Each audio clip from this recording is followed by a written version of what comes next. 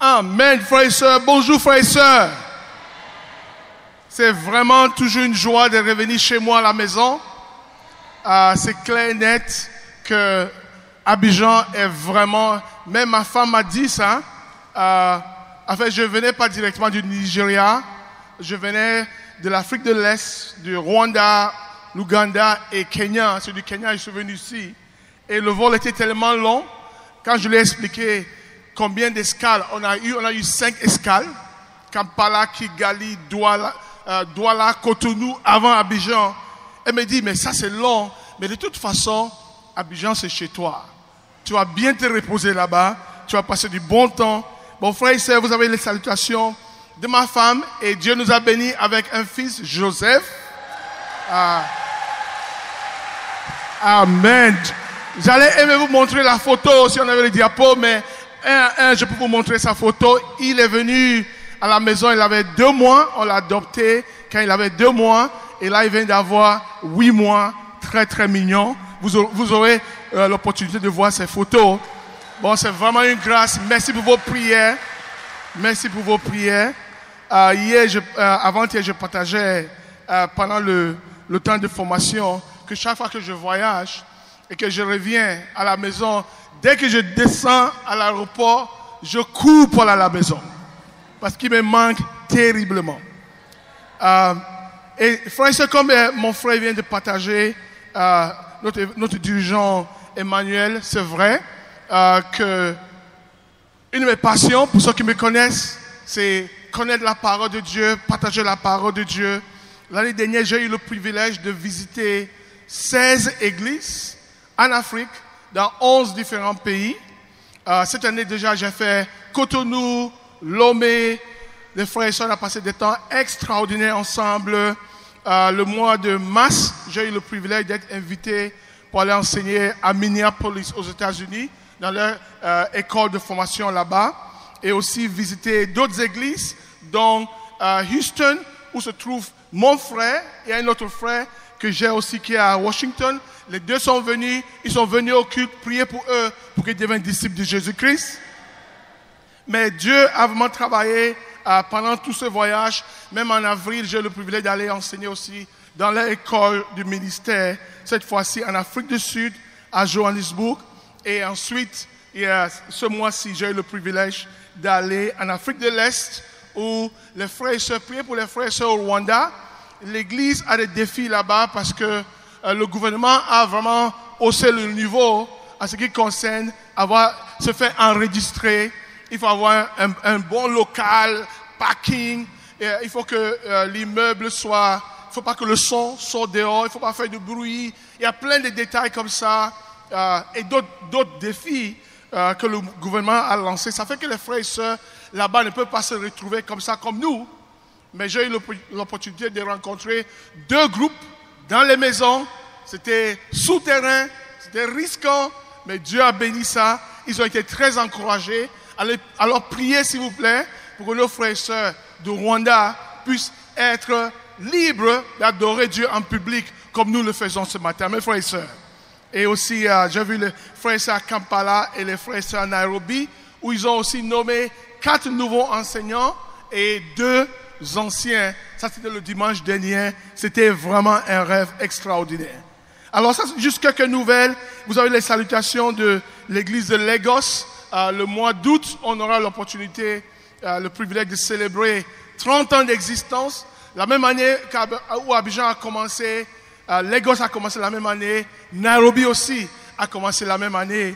Alors, le mois d'août, on invite aussi nombreux que possible de venir se joindre à nous le mois d'août. Ce sera dimanche 11 août où il y a une grande célébration à Lagos pour célébrer les 30 ans de l'église de Lagos. Alors voilà quelques nouvelles. Je voulais rapidement, je regarde un peu mon heure parce que je sais qu'il y a beaucoup de choses dans le programme ce matin. Je voulais ce matin partager d'un livre de la Bible, ce que je fais souvent quand j'enseigne, ce que je vais toujours te laisser avec un peu de l'eau dans la bouche, te donner l'appétit d'aller creuser plus.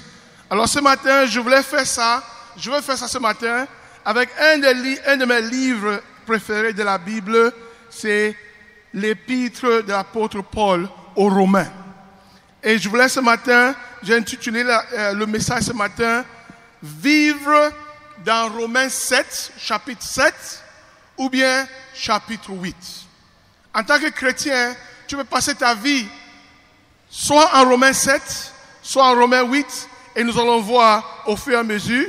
Mais pour introduire un peu le livre, il y a un homme, Martin Luther, un grand théologien, qui a dit que cette lettre de Romains est la partie principale du Nouveau Testament et que l'évangile, il est l'évangile le plus qui mérite certainement l'honneur qu'un chrétien ne la connaisse pas simplement par cœur, mot par mot, mais qui s'en occupe quotidiennement comme du pain quotidien de l'âme. Car il ne peut jamais être trop souvent lu ou bien trop bien lu. Et plus on l'utilise, plus il devient délicieux et doux. Il y a notre théologien qui a dit que si nous comprenons bien le message et si nous nous comprenons nous-mêmes, nos problèmes sont ceux de Paul. Et si nous sommes éclairés par la clarté de ces réponses doivent être les nôtres. Paul répond à plusieurs questions à travers cet épître et il est en train de dire que ces réponses à ces questions nous concernent nous aussi aujourd'hui. Il y a un autre homme que nous connaissons son nom pour la plupart des disciples, il s'appelle Gordon Ferguson. Il a dit, Romains a été pour moi mon livre préféré de la Bible pendant de nombreuses années. Je ne voudrais pas imaginer ce que serait ma vie sans ce précieux livre. Elle m'interpelle, elle me réconforte, elle me conduit, elle me motive comme aucune autre partie de l'Écriture. Il y a plusieurs citations, je vais sauter certains. Il y a un autre qui dit, dans cette lettre, nous avons une déclaration mature, mûre de l'Évangile, telle que Paul l'a compris. C'est comme la version de Paul de l'Évangile, sa version à lui de l'Évangile. C'était un Évangile qui ne dépendait pas des règles. Le fait de respecter des règles et des règlements, c'était plutôt un message révolutionnaire, le message du Seigneur vivant qui voulait contrôler à travers l'esprit la vie de ses disciples. C'est un livre qui est écrit en une église. L'église de Rome n'a pas été implantée par Paul ou bien par Pierre. Il n'y a pas un apôtre qui a commencé cette église. En réalité, on dit que c'est fort possible que ce soit les disciples qui ont été convertis à la Pentecôte. Parce que quand vous regardez en Actes chapitre 2, au verset 10, vous verrez que parmi tous les pèlerins qui sont venus à Jérusalem, il y avait aussi des Juifs venant de Rome.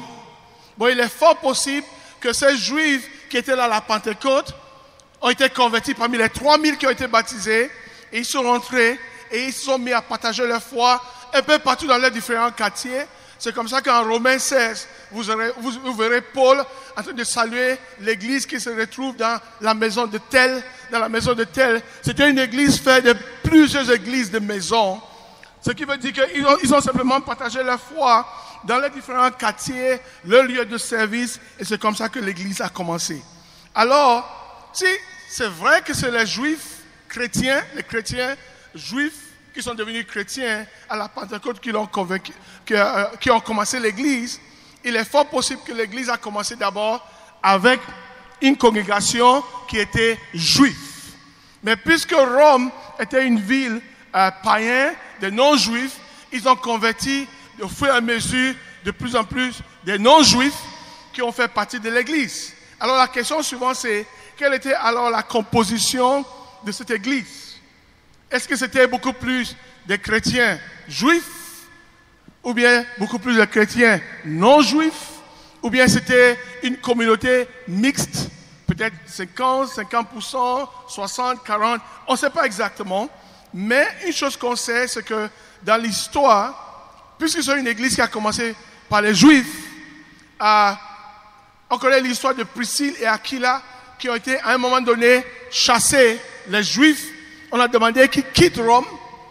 Alors, si c'était les Juifs chrétiens qui ont commencé, à un moment donné, quand tous les Juifs quittent Rome pour rentrer chez eux à Éphèse et les autres parties de l'Asie mineure, ça va rester avec une église qui est majoritaire non juif. Mais dans l'histoire, 5 ans plus tard, il y a eu un changement dans la politique. Claudius, qui avait demandé à ce que les Juifs quittent, est mort, de 49 à 54 après Jésus. Alors les Juifs ont commencé à revenir. Bon, il est fort possible que les anciens chrétiens juifs qui étaient partis, comme les Priscille et Aquila, reviennent alors trouver une église dirigée maintenant par les non-juifs. Et il est possible que les non-juifs avaient un autre style, peut-être dans les chants, peut-être dans la manière de diriger, et tout.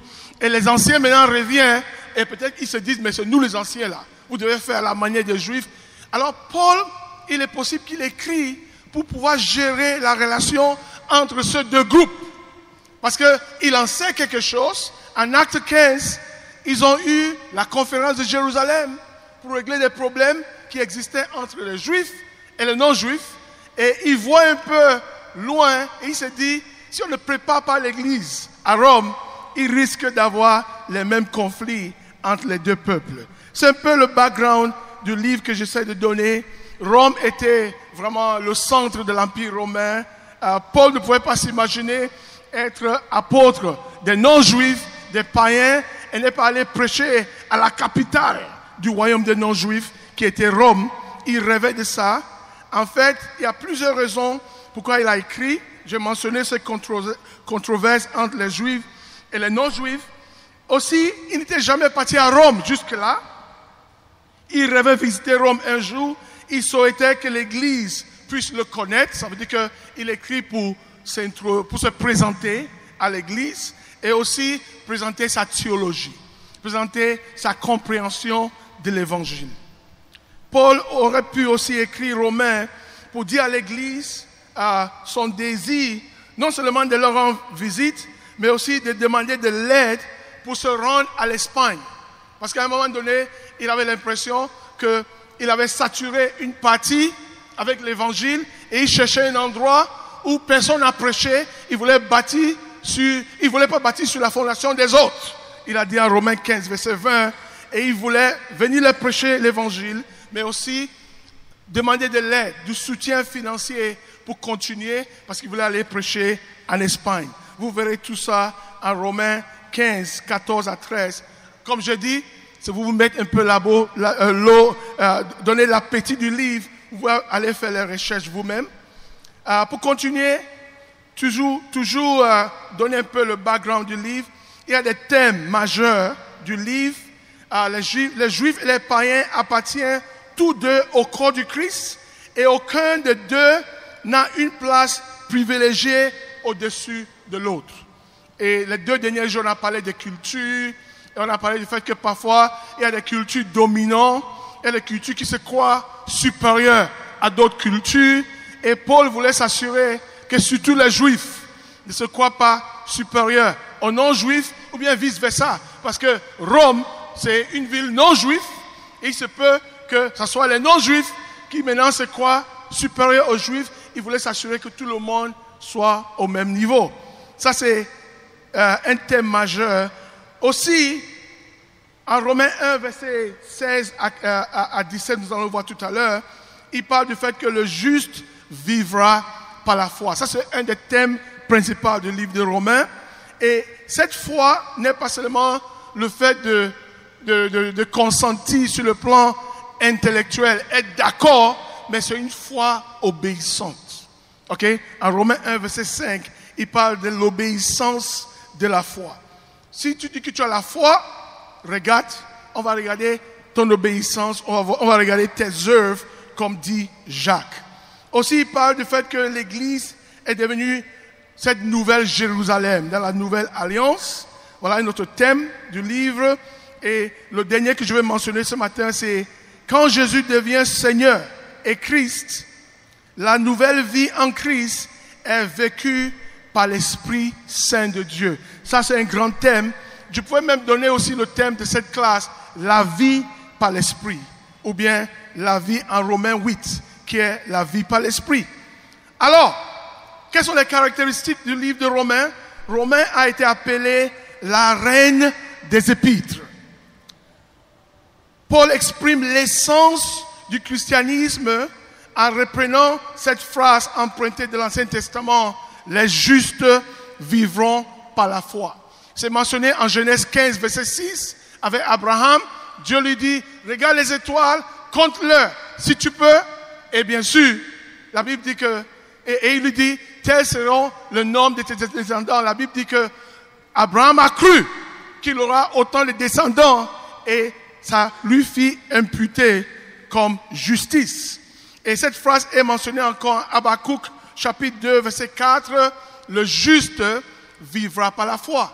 On retrouve ça ici maintenant, ici en Romains. On retrouve ça en Hébreu.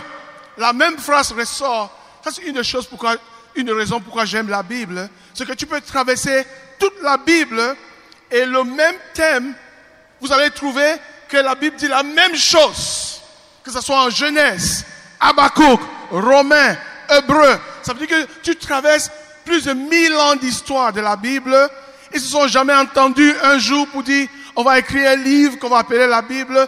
Mais c'est la même chose qui est dit à propos de la foi. Le juste vivra par la foi. Maintenant, ce que je vais faire rapidement, c'est que je vais vous donner un aperçu des 7 premiers chapitres jusqu'au chapitre 8 en fait, du livre de Romains, dans le but de pouvoir communiquer le thème d'aujourd'hui. Au chapitre 1, Paul s'adresse aux non-juifs. Vous allez voir les péchés comme l'homosexualité. Les hommes qui laissent les relations naturelles pour avoir des relations avec les hommes et les femmes avec les femmes. Et il parle du fait que la colère de Dieu se manifeste sur tout ce péché-là, mais ces péchés étaient beaucoup plus des péchés des païens. Alors, il s'adresse aux païens pour leur montrer à quel point ils sont perdus. Maintenant, au chapitre 2, pendant qu'il s'adresse aux païens et il est en train d'écrire à l'église, je peux imaginer les frères et sœurs juifs, ils se sentaient bien. Ils disent oui, il faut leur dire, prêche-leur la parole, frère. Ces païens-là, il faut les prêcher. Mais il va se tourner au chapitre 2 et il va dire aux juifs, vous dites que vous avez la loi, vous dites ne commettez pas l'adultère, ne faites pas ceci, ne faites pas cela. Mais vous-même, vous faites la même chose. Vous vous vantez d'avoir la loi, mais vous n'obéissez pas à la loi. Bon, vous êtes au même niveau que les non-juifs. Vous aussi, vous êtes perdus. Et au chapitre 3 maintenant, nous connaissons le verset 23, Romains 3, 23. Il prend tous les deux groupes, que ce soit les païens du chapitre 1 ou bien les juifs du chapitre 2. Il dit, tous ont péché et sont privés de la gloire de Dieu. Et maintenant que le terrain est bien aplani et qu'il n'y a pas quelqu'un de supérieur, maintenant que c'est clair, que ce soit les païens ou bien que ce soit les juifs, ils sont tous perdus. Il va maintenant au chapitre 4 présenter la manière dont Dieu rend l'homme juste. Ce n'est pas par les œuvres, comme le juif prétend le faire, par la loi et tout. C'est pas par les œuvres, c'est par la foi. Et le temps nous manque de lire ces différents versets, mais il va prendre l'exemple du père de la foi, Abraham lui-même, pour lui dire, écoute, votre père Abraham, on connaît Jean chapitre 8, il y a eu conflit entre Jésus et les Juifs à cause d'Abraham. Et Jésus finit par lui dire, écoute, ok, nous, notre père c'est Abraham. Ils disent à Jésus, Jésus dit avant qu'Abraham fût, je suis. Et ils ont voulu le lapider. Bon, votre père Abraham, comment est-ce qu'il est devenu juste? Est-ce que c'est par la foi ou bien c'est par la loi? Il va démontrer clairement que quand Abraham a été déclaré juste par Dieu, en Genèse 15, verset 6, la loi n'existait pas encore. Moïse, il n'y avait pas la loi de Moïse, c'est par la foi. C'est parce qu'il a mis sa confiance en Dieu que Dieu a imputé cette justice. Alors, c'est par la foi qu'il a été déclaré juste. Alors, la justification, c'est par la foi et pas par les œuvres. Au chapitre 5, il va prendre un autre exemple encore. J'adore le chapitre 5. Il prend l'exemple de deux humanités, deux groupes de personnes. Et il les qualifie il parle du premier Adam et du deuxième Adam. Bien sûr, le premier Adam, c'est celui qui a été dans le jardin d'Éden, mais le deuxième Adam, c'est Jésus. Le premier Adam, au paradis, dans les circonstances extraordinaires, n'a pas pu obéir à Dieu. Le deuxième est venu dans le désert, 40 jours de tentation, jusqu'à la croix, il a obéi à Dieu. Dans les circonstances difficiles. Alors voilà les deux humanités. Maintenant, toi et moi, on n'a pas demandé de naître. Moi, je me souviens quand j'ai eu le cancer, à l'âge de 20, 21 ans, à un moment donné, j'ai dit, mais Seigneur, pourquoi tu as même permis que je vive? Je n'ai même pas demandé de vivre pour passer par toutes ces douleurs, toutes ces souffrances. Toi et moi, nous nous sommes retrouvés sur cette planète. Et le fait que nous soyons nés avec la nature humaine que nous avons, automatiquement, nous appartenons déjà au premier Adam. Mais il y a une deuxième humanité que on n'appartient pas automatiquement. On appartient à cette deuxième humanité en croyant, en mettant notre foi, Jésus. Et puisque toi et moi, on a hérité les conséquences du péché, la nature pécheresse et tout, on se retrouve déjà en train de souffrir dans ce corps à cause des tentations, les désirs de notre chair. On est en train de souffrir déjà de ça. Et ce que Paul fait au chapitre 5 de Romains, est qu'il est en train d'argumenter pour dire, écoute, pourquoi tu accepterais de souffrir de toutes les conséquences qui viennent de la nature pécheresse? Maintenant, il y a un deuxième Adam qui a obéi jusqu'à la fin et il a rendu le salut disponible. Pourquoi refuserais-tu un tel offre? Tout ce qu'il te faut faire, c'est mettre ta foi en lui, bien sûr, une foi obéissante, et automatiquement, son obéissance qui a mérité la vie éternelle et tout, devient disponible pour toi. Et ça, c'est une invitation à tous ceux qui sont ici, qui nous rendent visite. Si tu rends visite ici parmi nous, ça c'est la bonne nouvelle. La bonne nouvelle, c'est que en mettant ta foi en Jésus, tu peux quitter cette première humanité avec toutes ses conséquences, le péché, la mort, toutes les conséquences. Tu peux changer de camp et appartenir à cette deuxième humanité en mettant ta foi en Jésus. Tu peux étudier la Bible, connaître Jésus davantage et bâtir ta foi en Jésus, mais en mettant ta foi en Jésus, automatiquement, tu passes d'un camp à l'autre. C'est la nouvelle que Paul annonce au chapitre 5. Au chapitre 6, il va parler de fait d'être esclave, soit du péché, soit de la justice. Ce que je veux dire rapidement, c'est que je me suis rendu compte dans la vie que la liberté telle qu'on imagine souvent dans la tête, ça n'existe pas. Tu seras esclave de quelqu'un. Tu seras soit esclave du péché, alors tu vas subir les conséquences, ou bien si tu ne veux plus, si tu es fatigué d'être esclave du péché, de subir les conséquences d'appartenir à cette première humanité, alors tu as le choix de changer de camp. Mais quand tu changes le camp et tu laisses le péché et tu te répands de tes péchés, tu crois en Jésus, tu te fais baptiser, c'est pas que tu vas devenir automatiquement libre pour faire ce que tu veux faire, selon notre notion parfois de liberté. Tu deviendras esclave de Jésus. C'est en devenant esclave de Jésus qu'on se libère du péché. Et c'est bien parce que nos jeunes sont là ce matin et dans la jeunesse, on veut la liberté. Mais tu sais quoi? Tu peux penser être libre, mais souvent ce que nous appelons liberté là, c'est esclavage au péché. Et j'ai vécu cet esclavage là et le péché m'a sonné. Même en tant que chrétien, on va voir ça tout à l'heure, parfois on se laisse aller à cette nature pécheresse. Le péché n'est pas un bon maître. Moi je préfère Jésus comme maître. C'est ça le chapitre 6, amen frères et sœurs.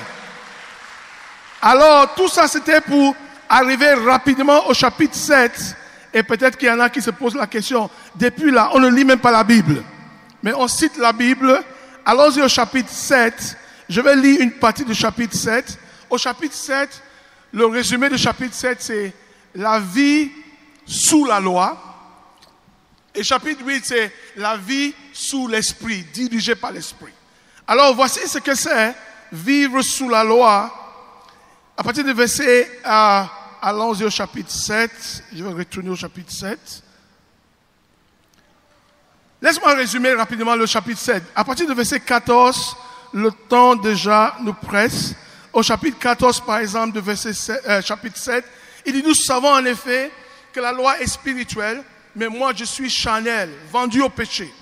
Car je ne sais pas ce que je fais point ce que je veux, et je fais ce que je hais. Si je fais ce que je ne veux pas, je reconnais par là que la loi est bonne. Et maintenant, ce n'est plus moi qui le fais, mais c'est le péché qui habite en moi. Ce qui est bon, je le sais, n'habite pas en moi, c'est-à-dire dans ma chair, j'ai ma volonté, mais non le pouvoir de faire le bien. Car je ne fais pas le bien que je veux, mais je fais le mal que je ne veux pas. Et si je fais ce que je ne veux pas, ce n'est plus moi qui le fais, c'est le péché qui habite en moi. Je trouve donc en moi cette loi. Quand je veux faire le bien, le mal est attaché à moi. Quand je prends plaisir à la loi, car je prends plaisir à la loi de Dieu, selon l'homme intérieur, mais je vois dans mes membres une autre loi qui lutte contre la loi de mon entendement et qui me rend captif ou bien esclave de la loi du péché qui est dans mes membres. Misérable que je suis, qui me délivrera du corps de cette mort? Grâce soit rendue à Dieu par Jésus-Christ notre Seigneur. Ainsi donc moi-même, je suis par l'entendement esclave de la loi de Dieu et je suis par la chair esclave de la loi du péché. Ça vous dit quoi? La vie en Romains 7, c'est une vie de conflit. C'est une vie où tu as un pied ici, un pied de l'autre côté. Ok? On essaye de vivre deux vies. C'est une double vie. Ok? Tu veux plaire à Dieu, mais dans tes actes, tu fais autre chose. Cette vie-là, je l'ai vécue en tant que disciple. Et comme il a décrit à la fin, c'est une vie misérable. Alors, on peut être chrétien et vivre comme ça. On peut être chrétien et avoir une double vie. Ça, c'est un choix. À cause du temps, j'avais encore plus à dire par rapport à ça, mais à cause du temps, allons-y au chapitre 8 pour conclure à cause du temps. Alors, tu as le choix de rester soit au chapitre 7 ou bien au chapitre 8. Maintenant, il commence en disant, il n'y a donc maintenant aucune condamnation pour ceux qui sont en Jésus. Ceux qui décident de changer de camp, de quitter la première humanité, du premier Adam, et par la foi, ils changent de camp pour appartenir à Jésus. Il dit qu'il n'y a plus de condamnation pour ceux-là. Au verset 5, il dit, ceux en effet qui vivent selon la chair s'affectionnent aux choses de la chair. Tandis que ceux qui vivent selon l'esprit s'affectionnent aux choses de l'esprit. L'affection de la chair, c'est la mort, tandis que l'affection de l'esprit, c'est la vie et la paix.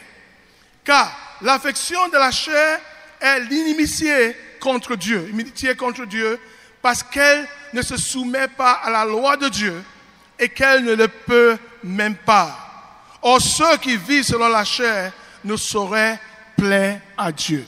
Alors, il y a la vie par l'esprit et il y a la vie par la chair. Mais le reste du chapitre 8 développe ce que c'est vivre par l'esprit. Mais ce qu'il a dit ici est capital. Il dit, ceux qui s'affectionnent des choses de l'esprit. La vie par l'esprit commence par sur quoi on fixe nos pensées. Qu'est-ce qui domine nos pensées? Qu'est-ce qu'on écoute? Qu'est-ce qu'on regarde? Qu'est-ce qui nous préoccupe tout au long de la journée? Ça commence par nos pensées.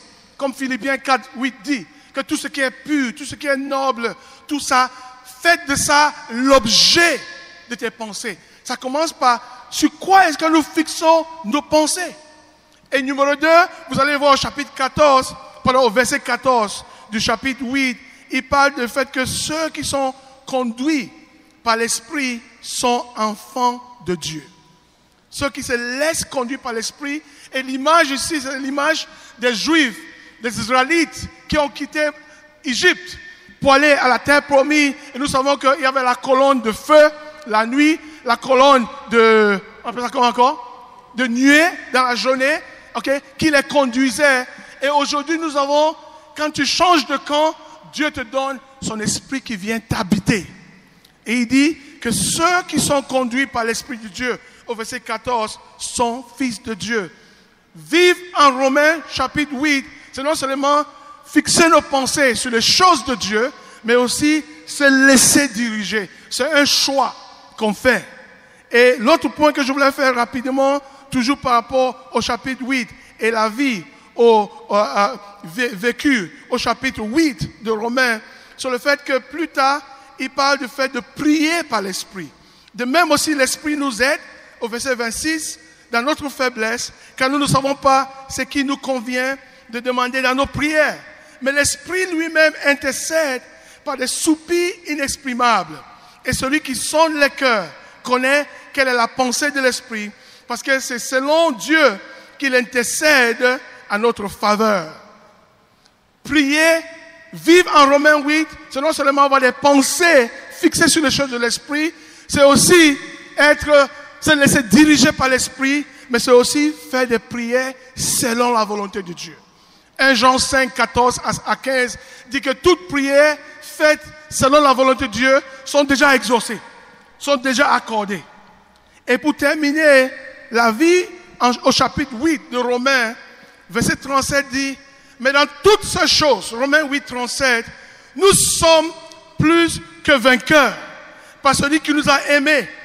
Car j'ai l'assurance que ni la mort, ni la vie, ni les anges, ni les dominations, ni les choses présentes, ni les choses à venir, ni les puissances, ni la hauteur, ni la profondeur, ni aucune autre créature ne pourra nous séparer de l'amour de Dieu manifesté en Jésus-Christ, notre Seigneur.